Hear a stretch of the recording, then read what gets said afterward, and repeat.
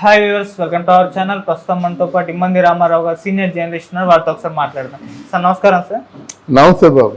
Sir, YCP leader Nagarjuna యాదవ్ని arrest చేయడం జరిగింది సార్ పోలీసులు. గతంలో ఆయన చంద్రబాబు నాయుడు గారి పైన చేసిన అనుచిత వ్యాఖ్యలకు కానీ అరెస్ట్ అయితే జరిగింది. దీంతో ఇప్పుడు టీడీపీ వేట మొదలు పెట్టేసింది అని చెప్పేసి మాట్లాడుకోవడం మనం చూస్తున్నాం. మరి అరెస్ట్ని మీరు ఏ విధంగా చూస్తారు? మరి టీడీపీ వేట మొదలు పెట్టేసినట్టేనా సార్? మీ ఒపీనియన్ ఏంటి దీనిపైన? ఇక్కడ అప్రస్తుతపు ప్రసంగాలు అంటే అప్రస్తుతపు ప్రసంగాలు ఎక్కువైపోయినాయి వైసీపీ వాళ్ళకి. వాళ్ళు ఓడిపోయారా, గెలిచారా, ఇది బాగా అట్రఫ్లాప్ అయిపోయారా, సక్సెస్ అయ్యారా, ఇవన్నీ విస్మరించేసి ఎవరికి తోచిన విధంగా వాళ్ళే మాట్లాడుతున్నారు. అంటే ఇక్కడ అంత ధైర్యంగా మాట్లాడారంటే వాళ్ళు వెనక ఎవరో ఉండాలి. నేను ఉంటాను, మీరు మాట్లాడండి అని చెప్పి ఉండాలన్నమాట. అసలు సిగ్గు ఎగ్గు. ఎందుకంటే ఎవరైనా పరీక్షల్లో ఫెయిల్ అయిపోతే ఒక 4 రోజులు బయటికి రారు. వీళ్ళ జీవితం అనే పరీక్షల్లో వాళ్ళ తాలూకు పరిపాలనలో ఎంత అట్రఫ్లాప్ అయ్యారో జనం తీర్మానాలను బట్టి మనం అర్థం చేసుకోవచ్చు, వాళ్ళు అర్థం చేసుకోవచ్చు.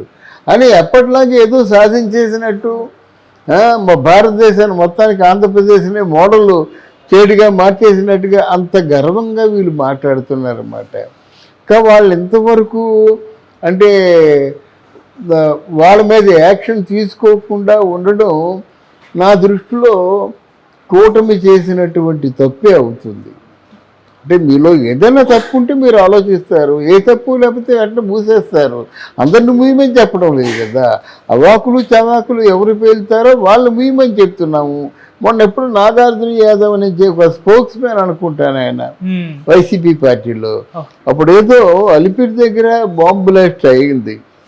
బాంబు బ్లాస్ట్ అయినట్టయితే ఒక 6 అడుగులు ఎత్తుకి వెళ్ళి కారు కింద పడి కంప్లీట్గా ప్రాణాలు పోయాయి అనుకున్న సమయంలో వెళ్ళి ఏదో భగవంతుడు రక్షించాడని అందరూ అనుకున్నారు.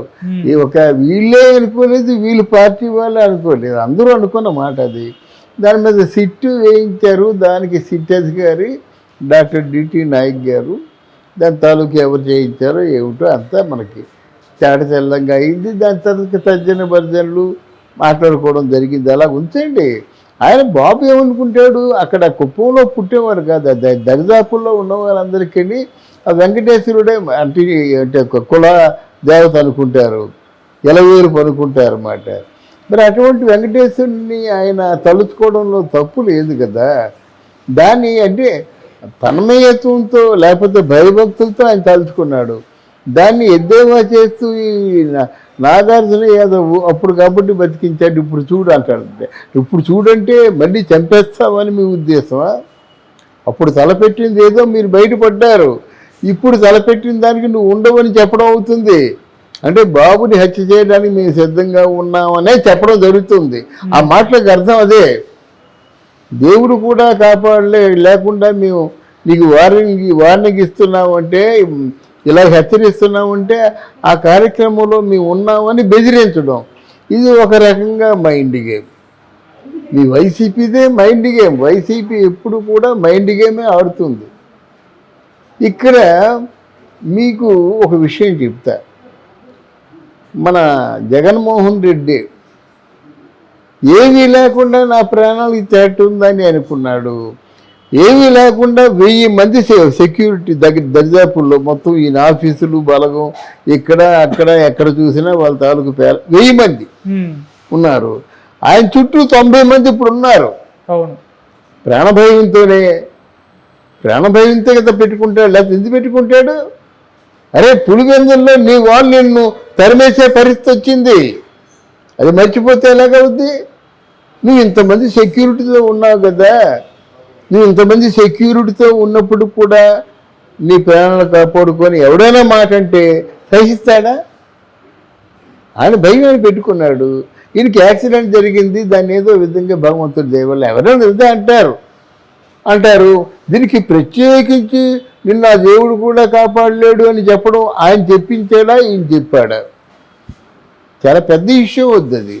నోటుకొచ్చిన మాటలు మాట్లాడితే దాని అర్థాలు వేరుగా ఉంటాయి కదా. రాష్ట్రానికి ఒక ముఖ్యమంత్రి, తర్వాత రాష్ట్రం కుదేరైపోయింది, మళ్ళీ రాష్ట్రం బ్రతికి బట్ట కట్టాలంటే సరైన వాడు పరిపాలన చేసేదో దారిలో పెట్టాలి కానీ మొత్తం క్రానిక్ అయిపోయినటువంటి రోగాన్ని ఎవరో ఎక్స్పెక్ట్ బాగు చేస్తాడు, మామూలు వాళ్ళు ఎవరు బాగు చేయరు అన్నమాట. అందువల్ల ఈ వైసీపీ వాళ్ళ తాలూకు ప్రవర్తన కానీ వాళ్ళ వాక్ ఆఫ్ లైఫ్ కానీ మారకపోయినట్టయితే ఏమవుతుందంటే, నువ్వు ఇలాగన్నావు ఇంకెవడికో చంద్రబాబు నాయుడు గారి మీద ఏదో పగుంటుంది, వాడు వేసాడు ముందు మునిగిపోయింది నువ్వే కదా, నువ్వే అన్నావు కదా ఈసారి ఎవడు కాపాడలేడని. నీ మీదకి వస్తుంది ఆ మాత్రం ఇంగిత జ్ఞానం లేదా?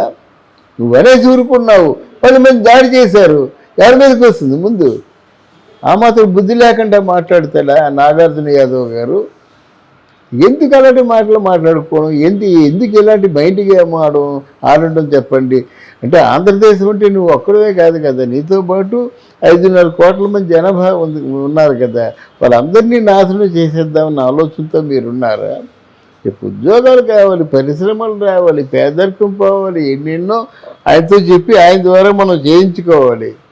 ఇలాగా నిస్సత్తువుగా మాట్లాడే మాటలు, నిస్సత్తువు అయిపోయేలా మాట్లాడే మాటలు, ఆయన డిప్రెస్ అయిపోయేందుకు అనుకూలమైన మాటలు మాట్లాడితే అది నీకే నష్టం రేపు పొద్దున్న. ఇది మాత్రం ఈ ఇష్యూని మాత్రం సీరియస్గా తీసుకోవాలి. రెండోది ఏంటంటే తెలుగుదేశం పార్టీ వాళ్ళు కూడా ఇంత తత్సారం చేయకూడదండి.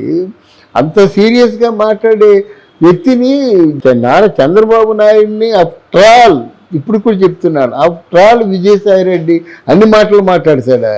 ఈరోజు విజయసాయిరెడ్డి గురించి మాట్లాడుతుంది తప్ప నీ స్థాయి ఏమిటి? ఆఫ్టర్ ఆల్ నువ్వు తాడటాకు ఉంటాడు, నువ్వు ఆయన ముఖ్యమంత్రి, ఆయన 10 ఏళ్ళు పరిపాలన చేశాడు.